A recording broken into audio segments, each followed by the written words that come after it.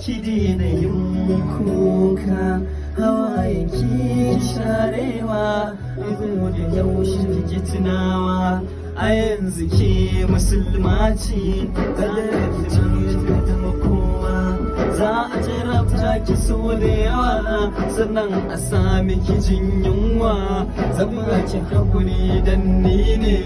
sanadin shigar ki cikin garari rasa ki ki alfahari ki yawaita kala mu'azalla komai za